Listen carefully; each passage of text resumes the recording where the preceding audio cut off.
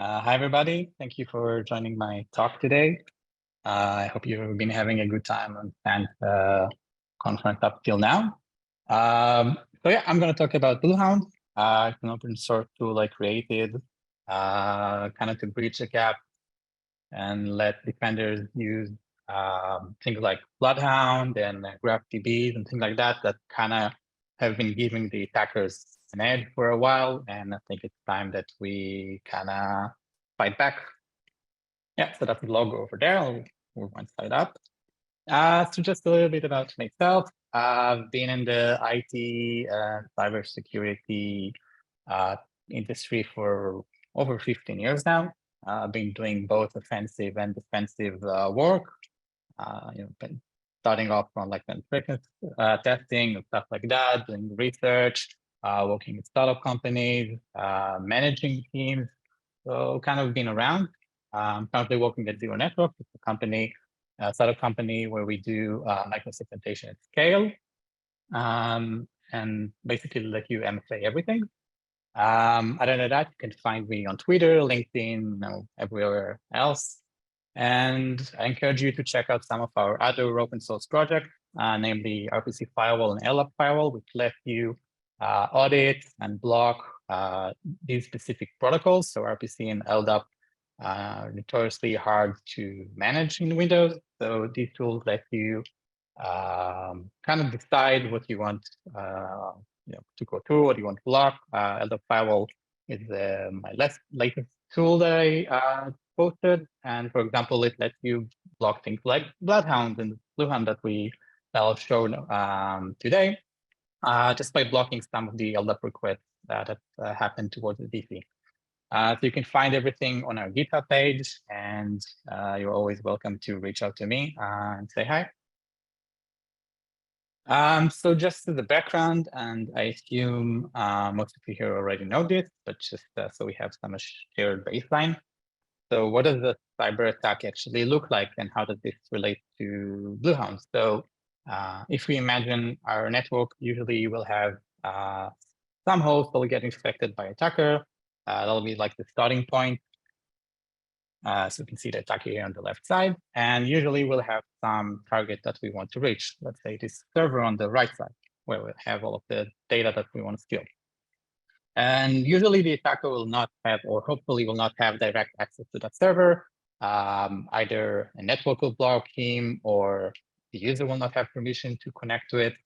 So usually we'll start a cycle of lateral movement and privilege escalation. We'll try to get to other computers, and from there get some credentials that will help him, move around even more, or get higher and higher privileges until he gets something that is useful for him to connect to that server. So in this case, let's assume the attacker can propagate to these three hosts.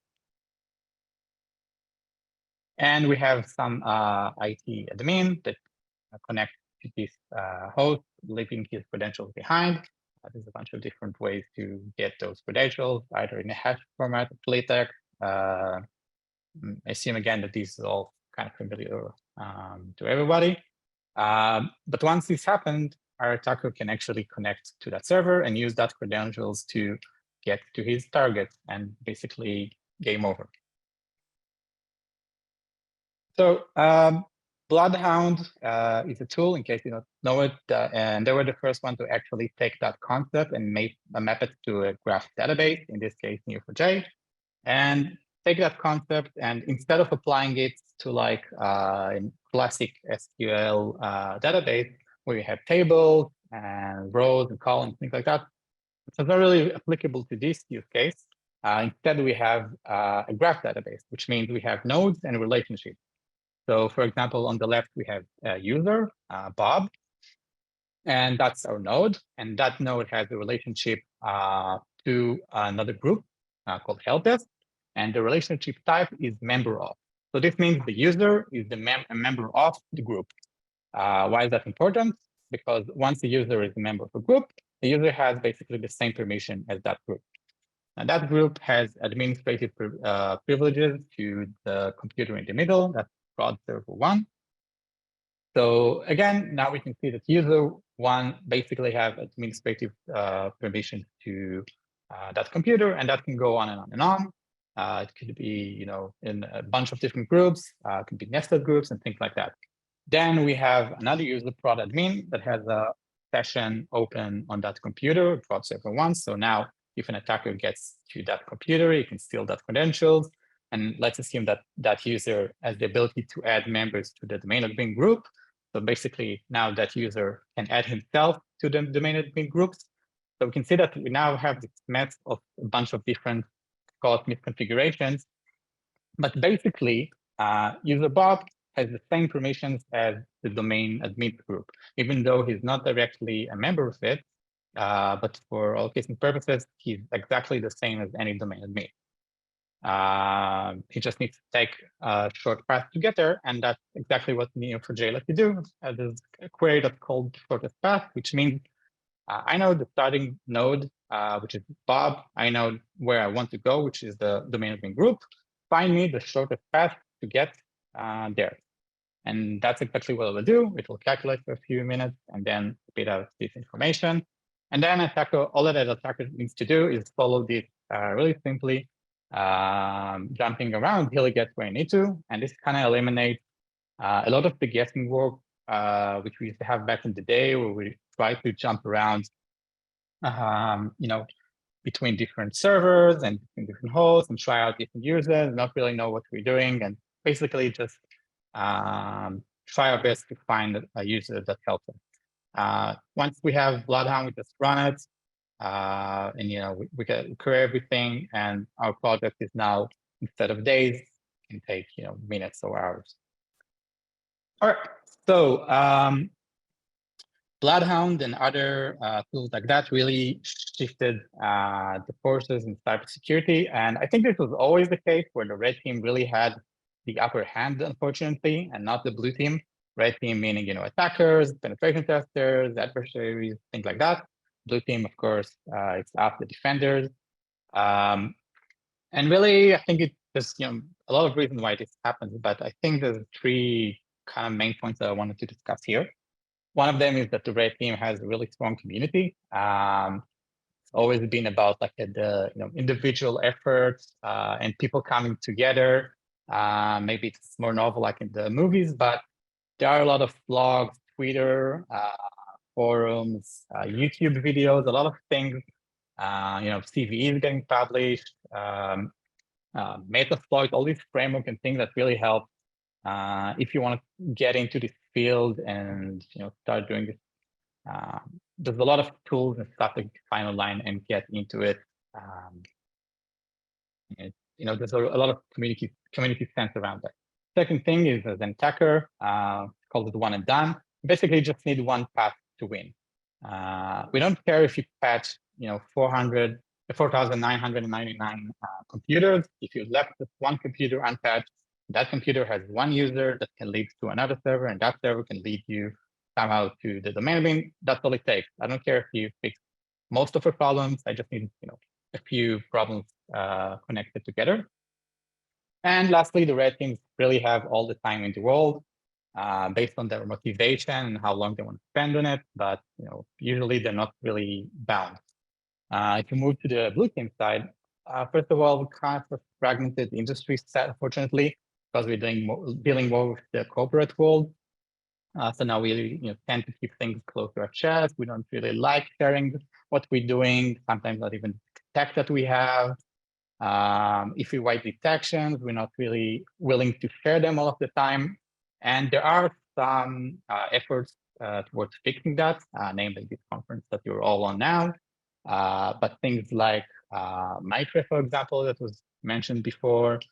So there are some frameworks and things like that that tries to have like more open information and more of a community sense around that. So that's a great thing. We need to do that more. Second thing is we're only as strong as the weakest link. So it's not enough for us to defend against one path. We need to defend against all of the paths. And lastly, we work 9 to 5, unfortunately or fortunately for us. So we're bound by our shift and what we put into it.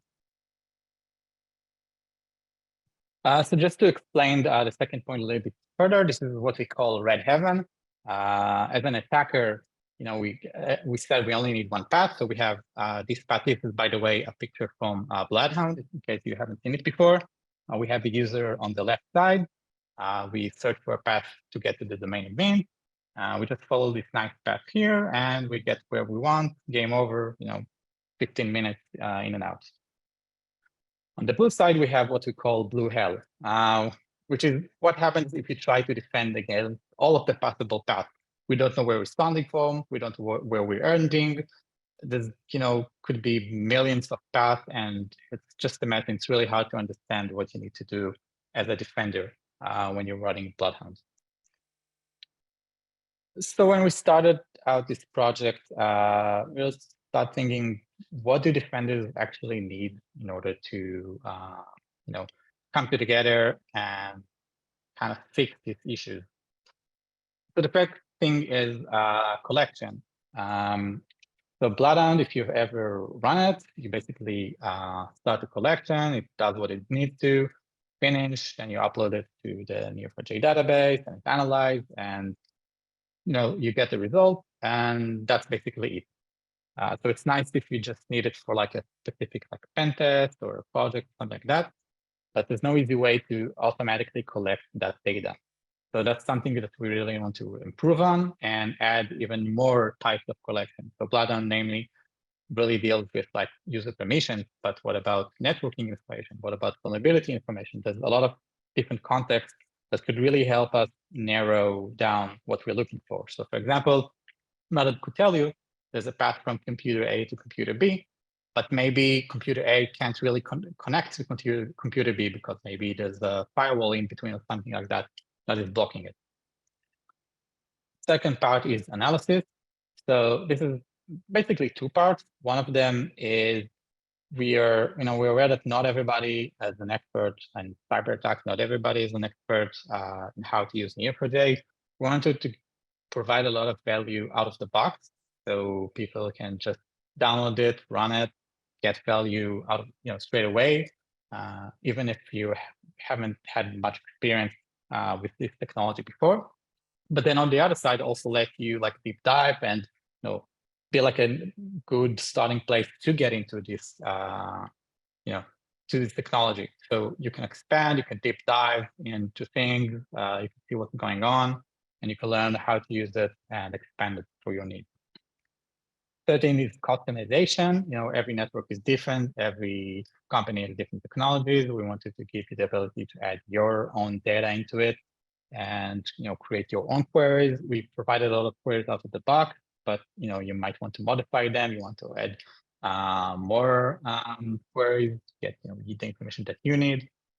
So that was thinking about around that. And a community part, which is again really, really important. We really want to see people start sharing more what they're doing, not only in BlueHound, that would be great, but even if it's other things, what detections are you doing? Did you write, detections in your scheme that you can share with other people? There's been some projects again around this, like a Sigma name, but I think we can expand more on that. So we started out with those ideas and we looked for a way to do it. We didn't really want to build it from scratch because it will take too much time. So we found actually NeoDash. NeoDash is an open source tool by Neo4j. It was built by Niels de Jong, and I hope I'm saying that name correctly. It's a dashboarding tool for Neo4j, and it lets you do a lot of stuff out of the box that was, we already needed. So you get data visualization. You can see your data in a bunch of different ways. So you can have like the classic BlueHound path that we've seen earlier, but you can also have like bar charts and tables and map views and things like that. So we get a lot more out of it. And we can get a lot of queries together. We don't have to run like one query, lose the information, and then do another query. We can see, things like together and retain that information.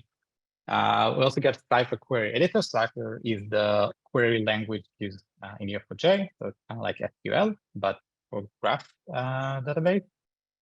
So it has a built-in editor, which is really convenient if you're trying to learn the language, because you have like highlighting and things like that.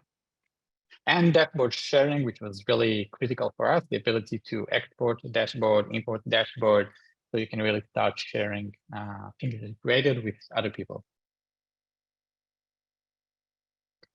So BlueHound, finally, we get to the main points. So it's a fork of NeoDash. It's based on NeoDash, and it's made to make graph datasets accessible for defenders. So first of all, it's combined as a binary. So it's no longer like a web app that you need to run, have like Node and stuff like that. You basically get an executable, you run it, it works. You just need to have like the Neo4j database running, but if you have BlueHound, you already have that. It has a data collection and information section, so we have the ability to schedule the data collection automatically, or you can run it with a click of a button. Everything is in one place.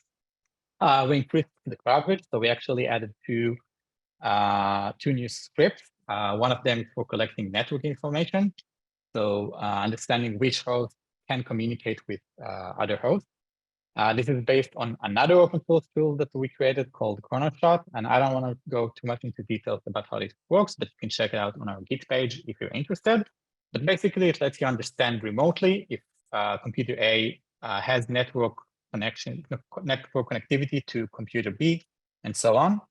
And the second part is a script I created to pull vulnerability information. So if you have like a Nexus scanner or an OpenVAST or one of the many scanners out there, you can get those reports loaded into your NeoDash database, Neo4j database, and now start having that context inside your data.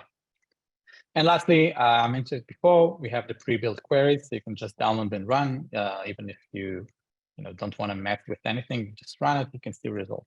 And of course, you can find it on our Git page with a lot of information. So we'll start with just an overview of BlueHound. BlueHound is configured as a dashboard with a bunch of different tabs. And each tab contains a bunch of different charts. Those charts view your data in a bunch of different ways, such as graphs, tables, bar charts, etc. We laid out BlueHound to be like a path view, which is more for like doing manual analysis, and then we have like the more statistic view, which is more for finding specific issues, which maybe we can later on pass to our peers that need to do cleanup. For example, if we have problematic users, we can pass that on as a CSV file to whoever needs to fix it. And we have more of like the scores tab, which is more either to measure your progress or to show to management if that's relevant for you. So I have a small demo here. Thank you. So here we have BlueHound. We can see what it looks like when you first open it up and load the information. You can click on the eye icon to get some information about that query. You can click on the three dots to see the query itself. You want to investigate it and modify some of the customization of that view. We have here the network enabled path. So this is the same view as before, but take into consideration networking. So if computers can communicate, those paths will be removed. So there's like practical path. We have the statistics page, which show you like bar charts and table charts of things that are more like critical issues or overview of issues. You can start fixing. And we have the scores, which is like a more probably a management view or just measurement, just so you can see your progress and how well you're doing. And lastly, we have the configuration, which just lets you configure like your domain controllers, domain bin groups, crown jewels. If you have specific servers that you want to keep an eye on, things like that, you can add, of course, your own custom groups and things like that to here. Okay, next we have the collection. So collection lets you schedule, you can collect things either with click of a button or by scheduling it to run automatically. Out of the box, we have collection method for SharpHound, which is the BlueHound collector. We can write Python scripts and we can run binary executables. And as I mentioned, we created a Python script for querying network information and for importing network vulnerability data. You can just run this video.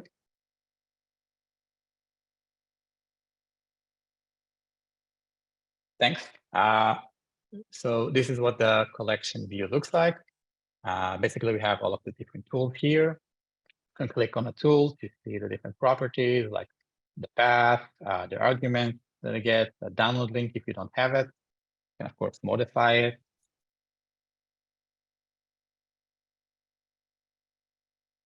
And you can select the type, so it's a Python, it's a binary state, a BlueHound upload, whatever it is. You can configure from here.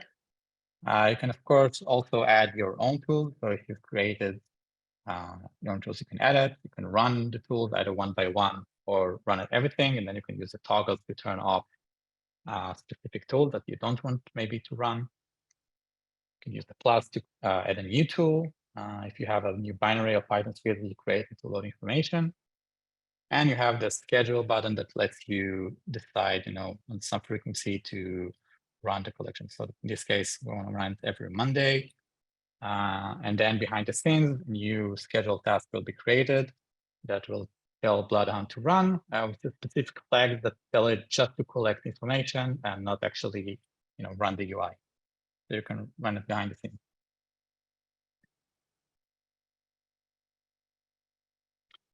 Okay, so next part is the analysis.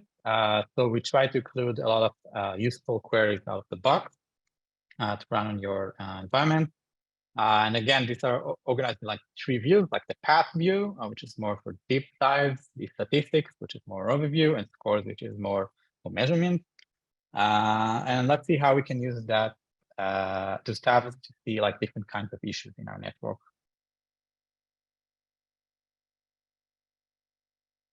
So starting off with path, this is a query to, from vulnerable hosts towards the domain admins. So we can see here a bunch of hosts that have critical vulnerabilities on them. This was here we use like the Python script to load vulnerability information to the database, and we did just the basic path query from those hosts to the admin groups. Now, the point here is just to show that if before we need to calculate every path from every possible starting node towards the domain admin group, now we can start considering things that are actually more meaningful for us as defenders, because we know if these hosts have critical vulnerabilities, they are likely to be attacked. And now we can start differentiating between hosts, that maybe we didn't get around to patching yet, that are really critical, and we need to, fix them today. Either patch them, remove the users that are on there. We can think about something similar with like, internet accessible hosts, or if we have hosts that are open to the internet, we should also probably keep an eye on them. So this is just how we're thinking of path inside BlueHound. So not take into consideration every possible path because it'll never be done, but start thinking about what are the meaningful paths for us. Second is the statistics tab. We have a bunch of different things. One of the queries here that I wanted to demonstrate is admin with settings to non-DCs. So this is domain admins that connect to non-domain controllers.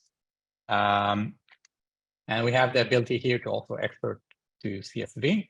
So this is something pretty critical, because if you have a domain admin that connects to a non-domain controller, that's pretty dangerous, because if attackers get to the host and steals those credentials, now you can basically do anything you want. So your domain admin should always only connect to your DCs, not anywhere else.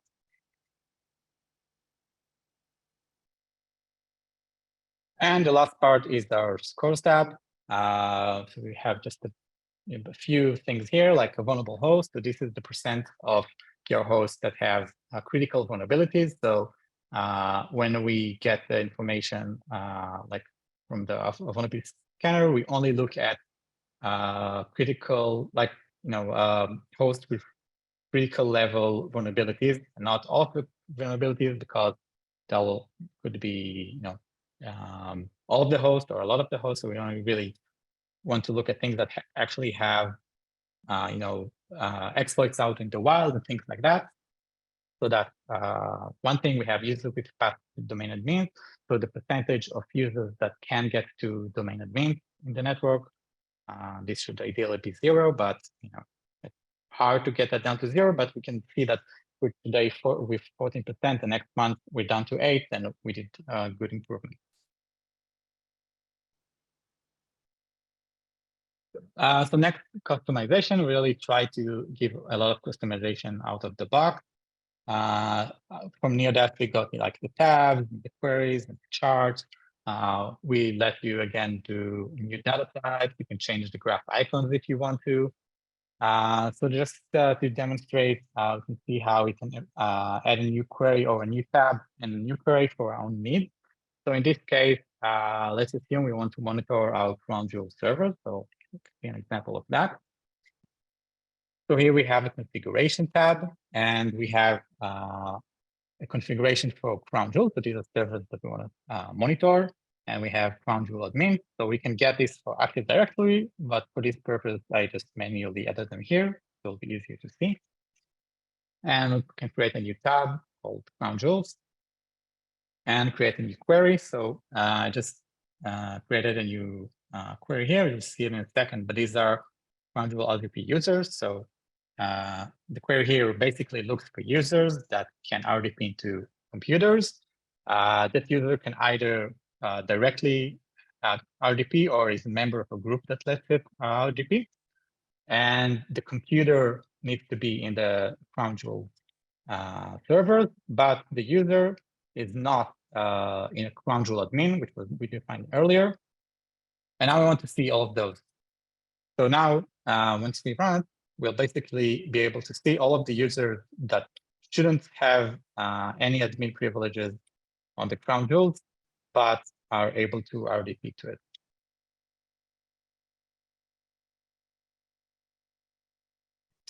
And lastly, the community part. Now, we're big believers in the power of community. We really encourage you to share your queries, everything you do with BlueHound. Hopefully, start using it and share with other people. We support exporting and importing of dashboards. Again, we got that out of the box from NeoDash. Once you export a query, your critical information will not be exported, so you don't have to worry about that. We only export like the configuration of dashboard, but not your data or anything like that. You can, as we've seen earlier, you can export the information as to CSV if you want to share it like with your peers. Like that's actually exporting the data itself, but that's more for like internal use. And we have our own Slack channel called Absolute Zero. You can find it on our website and on our Git pages. If you want to share, what you've done with BlueHound, or if you want to get information about our other open source tools, follow that, or reach out and have any questions or feature requests. We're always happy to hear what you're doing it and what will help you further, and hopefully add that to our tools. You're always also, if you're more like on the developer side, you're always welcome to do like a pull request, add your own code, review it and accept it. So to finish out, basically, if we want to export everything, we just click on the save button.